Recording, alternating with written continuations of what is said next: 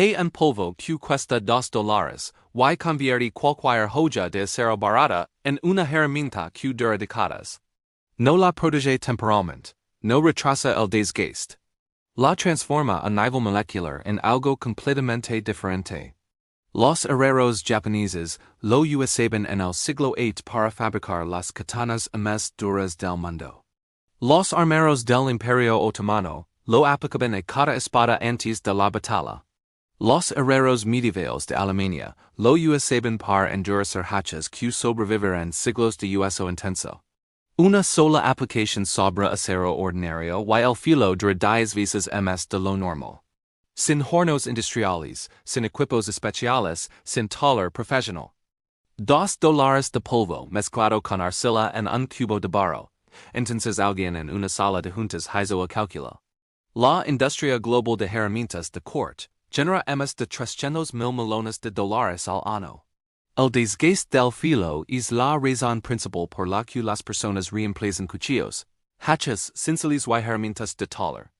Una solución de $2 que endurece el acero de forma permanente no es una innovación para celebrar. Es una amenaza que hay que neutralizar. No dejaron de usarla porque falara. Dejaron de hablar de ella porque funcionaba demasiado bien. Esta es la historia de la cementación con carbón vegetal y arcilla. El secreto de los herreros que los imperios confiaron y la industria enterró. Bienvenido a CazaGastos. Aquí abrimos los archivos que la industria cerró con lave. Si estas historias importan, el botón de suscripción es la mejor forma de asegurarse de que este conocimiento sobreviva. Ahora dejemos llevarte al lugar donde todo comenzó. 1400 años antes de que abriera la primera fábrica moderna, en un pequeño taller de herrería en el Japón antiguo, un maestro armero cometió un error que cambió la metalurgia para siempre. Estaba intentando endurecer el núcleo de hierro de una espada usando una mezcla de polvo de carbón vegetal y arcilla humeda aplicada directamente sobre el metal caliente. El proceso se llamaba tamahagen, que significa acero de alma de joya. Pero ese tarde algo salió diferente.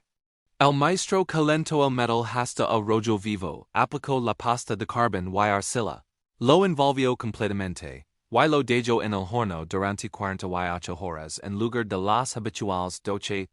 Cuando abrió el molde y probó el filo resultante, la joya cortó piedra sin desafilarse. No era un resultado esperado. Era química que nadie en ese siglo podía explicar con palabras, pero que todos podían ver con sus propios ojos. Los herreros vecinos notaron la diferencia. Los samuráis que compraron esas espadas notaron la diferencia en el campo de batalla. Pero Japón no estaba sola en este descubrimiento. Dejemos llevarte al corazón del Imperio Otomano, siglo XV, en los talleres de armería de Estambul. Los herreros otomanos llamaban el proceso calentavlama, que significa templado de acero. Usaban una mezcla de polvo de madera de creneo carbonizada, arcilla roja del río y sal marina. Aplicaban esta pasta sobre las espadas recalentadas y las envolvían en cuero crudo mojado antes del enfriamiento. Las espadas producidas con este método eran conocidas en toda Europa como las más difíciles de romper en combate. Y si vas en más hechas al siglo III a.C., encontrarás la misma respuesta en un lugar completamente diferente. En las fraguas de la antigua India, los metalúrgicos que fabricaban el legendario acero EE.UU, precursor del acero de Damasco, usaban polvo de joyas de bambú carbonizado mezclado con cascarilla de arroz y arcilla para la cementación. En África Occidental, los herreros Yoruba del siglo XII aplicaban ceniza de madera de iroko mezclada con arcilla sobre herramientas de hierro para endurecer los filos antes de cada temporada de cosecha.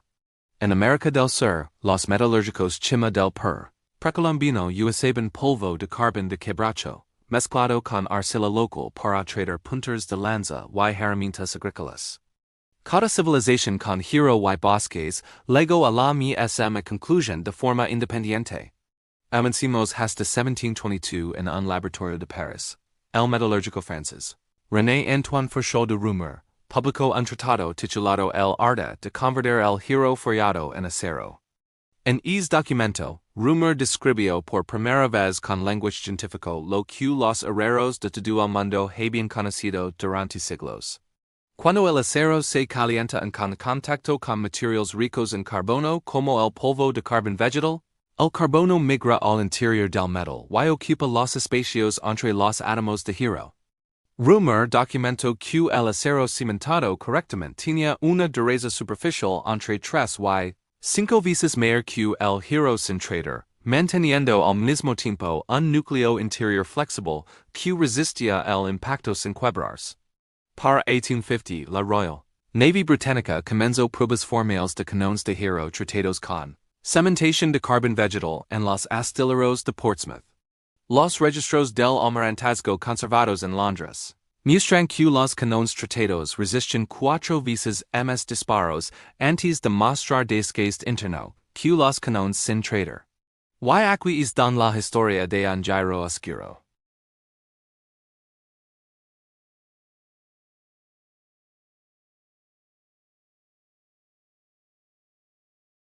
El Departamento de Guerra de los Estados Unidos lanzó un programa clasificado de preservación de materiales en 1941 en el Aberdeen Proving Ground en Maryland. El proceso de cementación con carbón vegetal y arcilla superó a todos los recubrimientos sintéticos en el programa de Aberdeen. Las piezas tratadas resistirán más de 2000 ciclos de desgaste sin perder filo efectivo. El competidor sintético más cercano fallo antes de los 800 ciclos. Los oficiales de aprovisionamiento comenzaron a ordenar la aplicación del método en depósitos de mantenimiento de 3 teatros de guerra. Filos de bayoneta, cinceles de campo, hachas de ingenieros militares, todos tratados con la misma solución de $2. Los registros militares de ese programa permanecieron clasificados durante 6 años, no porque fueran estratégicamente sensibles, sino porque su publicación habría destruido la credibilidad de toda una industria que estaba construyendo su futuro sobre productos sintéticos. Ningún fabricante de abrasivos quería que el público supiera que un cubo de barro y lina quemada superaba en rendimiento esos productos más caros. El silencio fue la decisión más rentable que esas corporaciones jamás tomaron. Después de ello, la industria química tenía un problema en sus manos. Un polvo que cualquier herrero podía mezclar en un cubo de barro por $2 no era una oportunidad de negocio. Era una amenaza existencial para todo su modelo. Para 1955, la industria americana de herramientas se había consolidado en un puñado de corporaciones que controlaban más del 75% del mercado doméstico. El filo siempre debe tratarse como un problema recurrente, nunca como un problema resuelto. Cada piedra de afilar en el instante de su ferretería asume que necesitarás otra en 6 meses. Cada servicio de afilado profesional asume que el cliente volverá el próximo trimestre. Cada joya de sierra nueva, cada cuchillo de repuesto, cada cincel nuevo existe porque la pieza original fue diseñada para desgastarse y ser recomprada. Esos son 120,000 millones de dólares fluyendo por talleres y ferreterías cada año solo por el desgaste del filo. El carbón vegetal no puede patentarse porque es un compuesto natural producido por cualquier madera quemada a temperatura controlada. La arcilla no puede patentarse por cubrir literalmente el 30% de la superficie terrestre. Así que la industria hizo lo que las industrias siempre hacen cuando una solución barata amenaza los ingresos caros. La reempaquetaron, la encarecieron y se aseguran de que nadie reconociera el original. Ahora aquí está exactamente lo que debes hacer y es casi insultantemente simple. Ve a cualquier tienda de materiales de construcción o minorista en línea y consigue carbón vegetal puro en polvo fino. Un kilo de carbón vegetal molido cuesta entre $1 y $2 y trata aproximadamente 10 herramientas medianas. Necesitarás también arcilla natural, la que se extrae directamente del suelo en zonas húmedas serve perfectamente. Aunque puedes comprar arcilla de modelar básica por menos de $1. Mezcla 3 partes de polvo de carbón vegetal con una parte de arcilla húmeda hasta obtener una pasta densa pero malleable. Calienta la herramienta con un soplet básico hasta que el acero alcanza rollo cereza oscuro, aproximadamente 700 grados centígrados. Aplica la pasta de carbón y arcilla de forma uniforme sobre toda la superficie que decide endurecer con una capa de unos 2 milímetros. Envuelve la herramienta cubierta en papel de aluminio resistente y colocala en un horno a 400 grados centígrados durante 4 horas. El carbono migra al interior del acero llenando los espacios entre los átomos de hierro y creando una estructura cristalina completamente diferente. Después de 4 horas, retira la herramienta y déjala enfriar lentamente a temperatura ambiente. Para endurecimiento máximo. Calienta la herramienta nuevamente hasta el rollo cereza y sumergela en aceite vegetal o aceite de motor limpio. El enfriamiento rápido falla la estructura de carbono de forma permanente. Inversión total $2 y aproximadamente una hora de tarde. Compara eso con un servicio profesional de tratamiento térmico cobrando entre $200 y $600 por la misma reacción molecular realizada con un horno más elegante.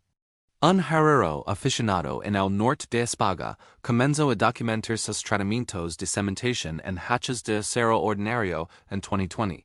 Después de 2 temporadas completas de uso intenso, las hachas tratadas mostraron absolutamente cero necesidad de reafilado mayor. Las herramientas idénticas sin tratar necesitaron reafilado completo después de 3 meses de uso equivalente. Los herreros japoneses lo sabían, de pie sobre pastas de carbón en talleres iluminados con velas. Los armeros otomanos lo sabían, envolviendo espadas en cuero crudo bajo las estrellas de Anatolia. Los metalúrgicos indios lo sabían, mezclando cascarilla de aras con arcilla en fraguas milenarias. Los herreros yoruba lo sabían, aplicando ceniza de iroko sobre herramientas antes de cada temporada de lluvias. Tus bisabuelos lo sabían, quemando roble en el patio trasero cada otoño para preparar las herramientas del año siguiente. 300,000 millones en ingresos anuales de herramientas dependen de que nunca aprendas ninguno de sus nombres. 120,000 millones en facturas de reemplazo dependen de que crees que el desgaste del filo es inevitable. Los kits de endurecimiento de $50 en tiendas especializadas dependen de que nunca lees la lista de ingredientes. Pero este conocimiento no desaparece. Si este video cambió la forma en que ves el filo que se está desgastando en tu hacha, tu cuchillo de campo o tus cinceles de taller, suscribe y comparte este video ahora. Cada competición pone una grieta en el muro que gastaron miles de millones construyendo. Alrededor de conocimiento que nunca fusil para encerrar. Cada suscripción mantiene a este canal excavando más profundo en los archivos que pensaban que estaban salados para siempre.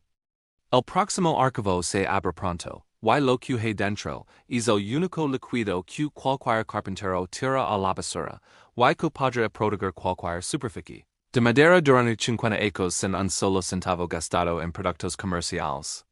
Eso es lo que es que este conocimiento si tan peligroso para ellos y tan valioso para ti. No requiere tecnología que ellos controlen. No requiere materials que ellos distribuyen. No requiere ningún permiso de ninguna corporación para funcionar en tu garage esta misma tarde.